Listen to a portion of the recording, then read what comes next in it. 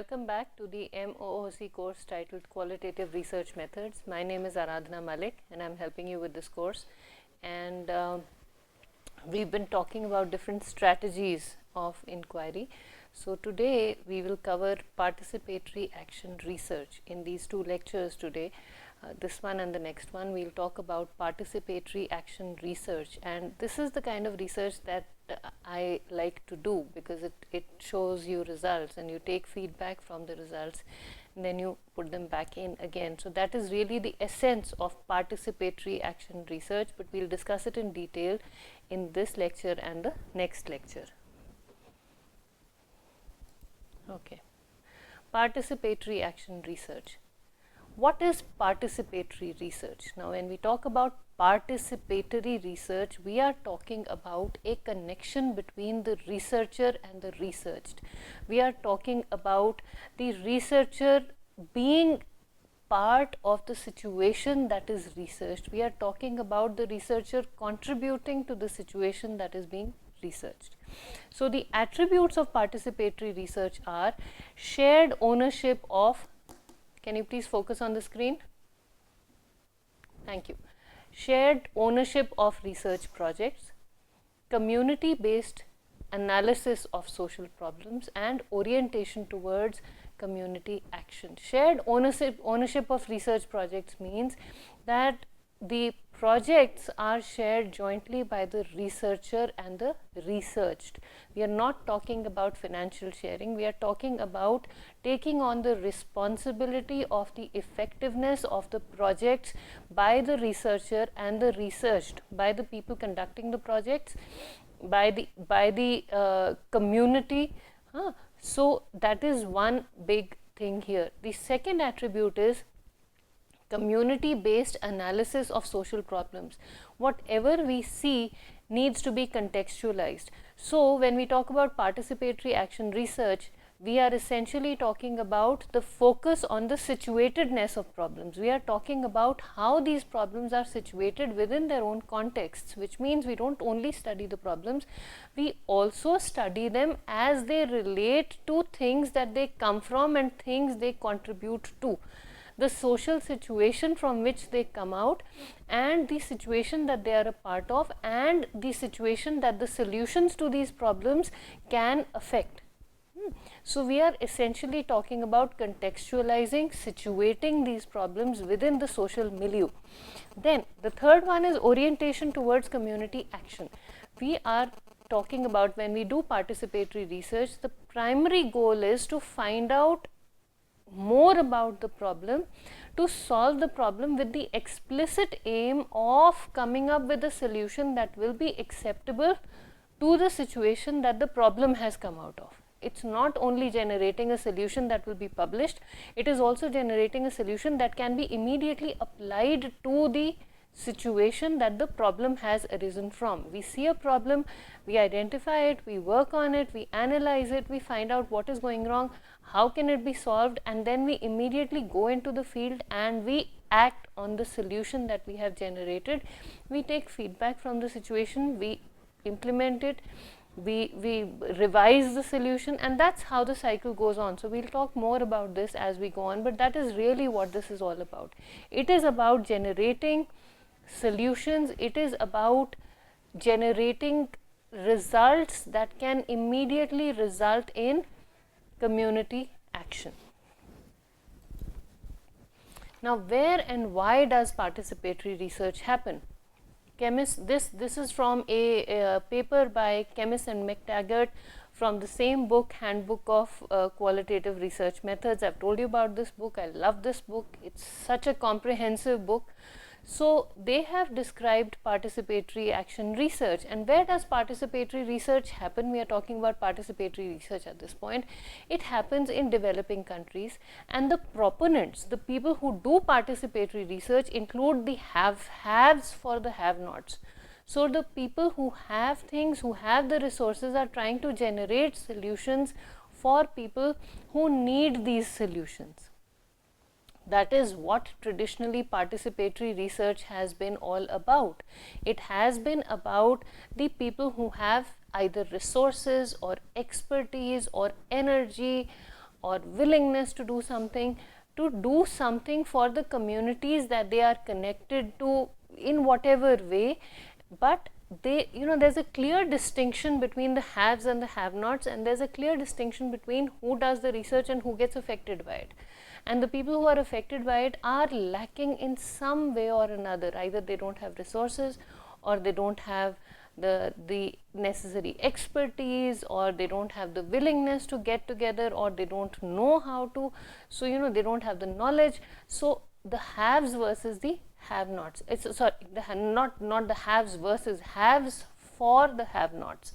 Then the sites include far-flung remote areas or very underprivileged communities in most cases. Historically, that is what participatory research has been all about. The sites for participatory research have included communities that are really, really underprivileged, so even within the same city, maybe it is a slum area within the same city, maybe it is the places, or maybe we are just focusing on the street children.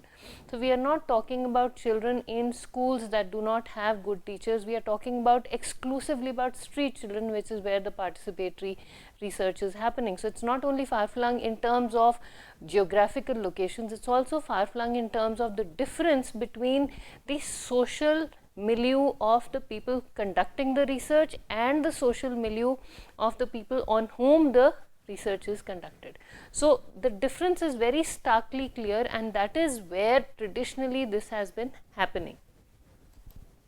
Now, primary criticisms of participatory research are: critics say that participatory research lacks scientific rigor.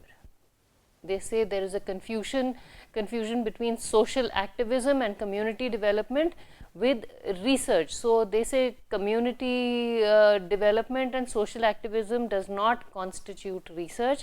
Research is very different from social activism. What you're saying is really social activism. You want to do something for the society, very good, very nice, but that is not what research is all about. And participatory action research tries to bridge the gap between traditional forms of research and the community involvement. So that is one big criticism here. The other criticism is that in doing participatory research, occasionally the welfare of those being helped may be put at risk because the status quo is disturbed. Now I'll give you an example of this. And I'll start with a disclaimer. With all respect to, or I acknowledge, I understand that there are experts sitting in the offices of human rights all over the world, but they will, of course, there's a charter of human rights. There is I've worked on the Convention on the Rights of the Child in a past life at some point, and I saw this, who decides what is or should be a right for a particular community? Who decides what should be presented as or mandated as a right for a particular community? Now I'll take the example that I've taken earlier also in this series of lectures, and that is the example of hand rickshaw pullers in Calcutta, which is a big thing. There's been a lot of discussion, and we say, the researchers went and saw what was going on. They said, okay, it's inhuman to sit in a rickshaw that is pulled by another human being. So, various reasons, the rickshaw pullers or hand rickshaw pulling was cut down significantly in major areas of Calcutta. I understand the reason behind it. It seems inhuman that one person is pulling a rickshaw load full of people, and it seems inhuman. But looking at this from the point of view of the rickshaw pullers, just imagine a person who has learnt how to pull the rickshaw. The only thing this person knows is how to pull the hand rickshaw. The person has worked very hard. That is how he's feeding his family. He's pulling his rickshaw. He's developed the physical strength to pull the rickshaw. People are paying him a decent amount of money. What he asks for is being paid to him. I'm not saying that it's bad or good. I'm just asking you, who decides that it is inhuman? If the person puts in that much hard work. And I know I could get brickbats for this, but I mean, I am only talking from the perspective of the researcher. So if this is all that the person knows how to do at the age of 50 or 55, when he is doing all this work and is earning an honest living, at that point some human rights activists come and say that okay, this is banned, you don't have to do this, please find something else to do now. Now, is that not inhuman? Aren't you taking the person's livelihood away from him in the name of participatory research? We have seen how you live, we have seen that this is inhuman, it's affecting your back, it's affecting your legs, it's affecting this, it's affecting that. Fine, accepted. What does the person do? So that is what the critics say, that you disturb status quo. In doing participatory research, we see problems.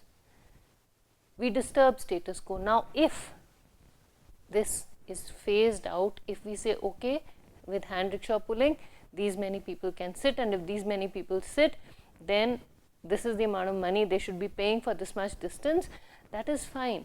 Who says that the job of a heart surgeon, a cardiac surgeon, is any less stressful? Or who says that the job of a pilot is any less stressful? Yes, the surgeon is working in a plush hospital, but just imagine the amount of mental stress the person has, any surgeon has, when they cut open another human being who has decided to place their life in this person's hands, and they take out the person's heart and they massage the person's heart. Who says that is any less stressful? Is that not inhuman? You ask the surgeon who is in the operation theatre, how much of stress is placed on them when they conduct a surgery. You ask pilots how much of tension they have or how much of stress they face when they are flying a plane load of maybe 200, 300, 400 people across the Atlantic, or across the Pacific Ocean, or across the, or over a strife-stricken area like the Middle East. Sometimes some of the Middle Eastern countries where there's constant bombing going on. Who says their job is any less stressful? The person is responsible for 400 lives. One slip, one tiny slip can cause the plane to crash. Who says that it is any less stressful? Yes, they have a nice comfortable cockpit, they are given whatever they want to eat, people are serving them, but then the amount of mental stress they carry with them on these long haul flights, 14-16 hour non-stop flights, who says that is any less stressful? So when we talk about participatory action research, we are talking about disturbing the status quo. People have developed their own ways of living, they have developed their own ways of what they see, what communities see as problems. And critics say that when we do research and when we go in and we do participatory research, we find out problems that communities have accepted and learnt to deal with, and we disturb them in, and then we say that okay, the rest of the world is saying this is a problem, why don't you acknowledge it as a problem? And then that is the disturbance that is caused. So that may work to the detriment of the people in the situation that is being researched, with the explicit aim of helping these people. We say hand rickshaw pulling is banned. We don't realize that this person has lost his livelihood. So that is what one of the criticisms is. As Aradhana Malik, I am on neither side. So please don't beat me up for it. I am talking to the listeners now. I understand both points of view, and I prefer not to share my perspective here. But as a researcher, it is my responsibility to share both of these very strong opinions or points of view, not opinions, but very strong, well-researched points of view with the listeners, with the students, so they can think themselves critically as to which side they want to be on.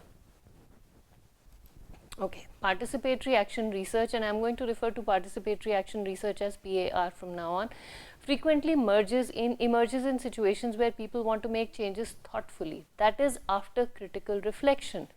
It emerges when people want to think realistically about where they are now, how things came to be that way, and from these starting points, how in practice things might be changed. So where are we, what are we doing, where do we want to go, do things need to be changed? If yes, how so, what the impact of this change is going to be like, etc. And that is what participatory action research does. It talks about change. It talks about change that can really happen. It talks about change that can really take place. It talks about results that can be in front of your eyes as soon as you have analyzed the situation. Okay. Some traditions in or aspects of the study of practice. 5 traditions have been talked about. The first one is the individual performances, events and effects that constitute practice as it is viewed from the objective external perspective of an outsider, the way the practitioner's individual behavior appears to an outside observer. So it's individual perspectives, individual behaviors as viewed from the perspective of a complete outsider who is not connected to the situation. So you can do research, you can study practice from that point of view. So and so is doing this, so and so was found to be doing this, so and so community does this way, so and so individuals, so and so members of this community do things this way. That is one perspective. The other is the wider social and material conditions and interactions that constitute practice as it is viewed from the objective external perspective of an outsider, the way the patterns of social interaction among those involved in the practice appear to an outside observer. So we are still distanced, but we are not seeing individual members, we are seeing groups, we are seeing interactions. So this is how people in the community interact with each other. We talk about community oriented cultures, we talk about, say, the power distance between community oriented cultures, we talk about how people at different rungs of hierarchy communicate with each other, and that then constitutes the another view. We are looking at how groups do their groups, or how people interact with one another in social situations, but still from the perspective of an outsider. The third one here is the intentions, meanings and values that constitute practice as it is viewed from the subjective, internal perspective of individual practitioners themselves. The way individual practitioners' intentional actions appear to them as individual cognitive subjects. Now we are getting into the situation. So we look at the intentions, meanings and values. What really, why are individuals doing what they are doing from their perspective themselves? So we try and see things as insiders from the perspective of the people in the situation. We look at the values they attach, we look at the meanings they interpret from different situations, and we see practice from the perspective of individual members who are inside the situation, and that is what makes it subjective. The biases creep in, the preconceived notions creep in, the intentions creep in, all of that creeps in. Then the language, discourses and traditions that constitute practice as it is viewed from the subjective internal social perspective of members of the participants' own discourse community, who must represent, which means describe, interpret, evaluate practices in order to talk about and develop them. As happens, for example, in the discourse communities of professions, the way the language of practice appears to communities of practitioners as they represent their practices to themselves and others. So how people in the community that use language to represent their group, or to associate with their own group, to associate with their own community, how the definition, the understanding of that community develops for the people who are members of that community. So it's all about viewing the group from the inside as insiders. Okay. Then the change and evolution of practice, taking into account all 4 of the aspects of practice just mentioned, that come into view when it is understood as reflexively constructed and transformed over time in its historical dimension. So the 4 perspectives looked at in a historical, from a historical perspective, looked at from a reflexive standpoint. We go back and we say, why was this happening? So we try and connect the dots. An outsider sees this way, An outsider sees a group this way, an insider sees individuals this way, an insider sees the group that they are a part of this way. So what do these 4 dots connect to, and what kind of picture emerges, and how does it relate to what they do in future, and then how does that feed back into whatever they are doing next. So reflexivity, which means going back, is there. Okay. Epistemological perspectives. There are 5 epistemological perspectives that we will talk about. One is practice as individual behavior to be studied objectively. Now, this approach to the study of practice is likely to be adopted when the research question is one asked by people administering organizations who want to provoke change by changing the inputs, processes and outputs of the organization as a system in which people are seen as elements of the system. So this is very, very objective. What needs to be done? What should we put in so that the output changes? What should we do so that the output changes?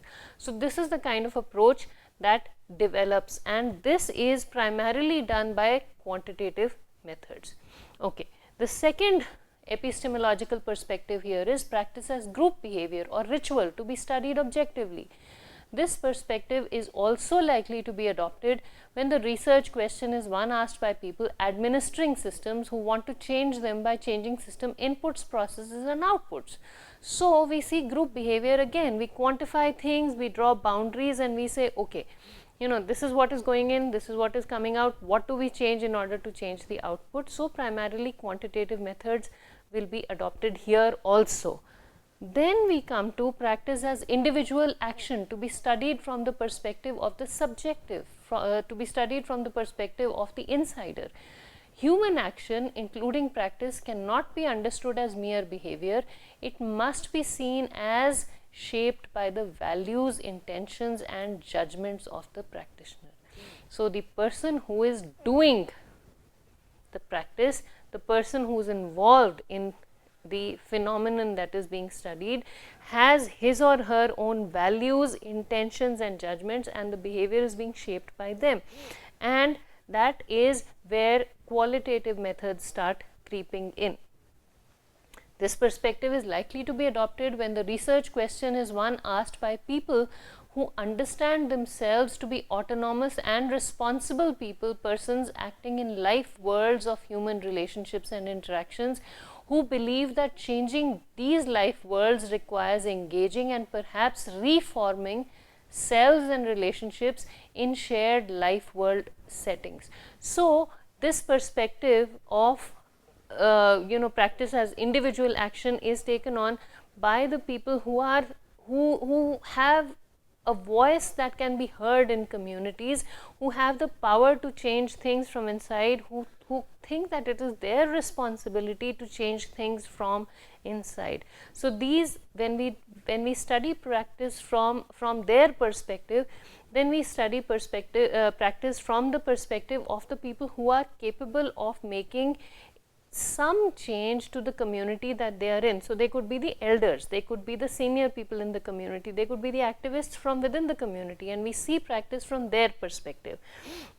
And these are the people who believe that changing these life worlds that are shaping human relationships and interactions requires engaging and perhaps reforming selves and relationships in shared life world settings. So they consider themselves to be responsible enough, they consider it their responsibility to start changing things from the inside, and we study this as researchers. Okay. Then practice as social action or tradition to be understood from the perspective of the subjective. This takes into account that people and the way they act are also formed historically, that they always come to situations that have been preformed and in which only certain kinds of action are now appropriate or possible. So this happens when this takes into account that people know that there is a history, there is a reason behind the way things have been done, and because a certain history has resulted in whatever is being done now, it is difficult to change things unless the historical reasons for the way things are being done are changed or modified. So certain kinds of action are now possible considering the flavor of the social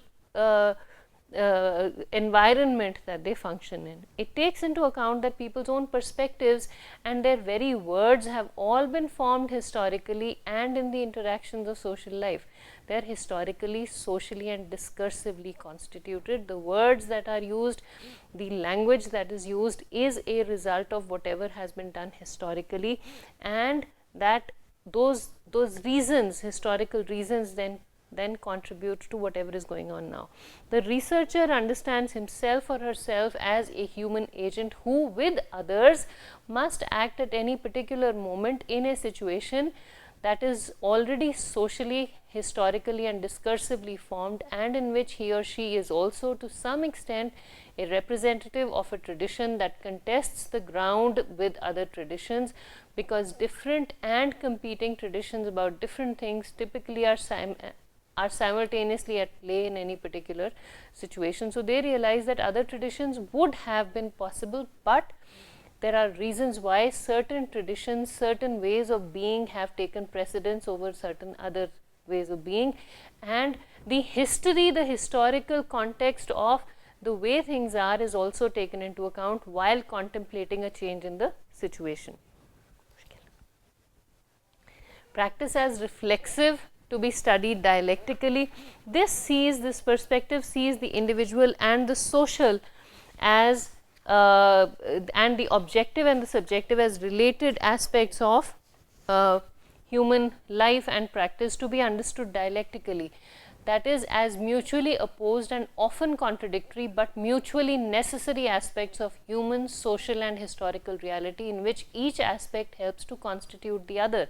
So this perspective accepts that there will always be contradicting points of view, and the point of view that has become more dominant has some reasons for becoming dominant.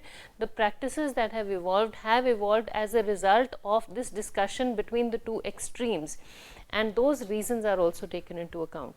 This perspective understands that or considers it necessary to understand practice as enacted by individuals who act in the context of history and in ways constituted by a vast historical web of social interactions among people. It tries to recognize not only that people's actions are caused by their intentions and circumstances, but also that people cause intentions and circumstances. That is, that people are made by action in the world, and they also make action in history. So we are constantly contributing to this history that is being formed.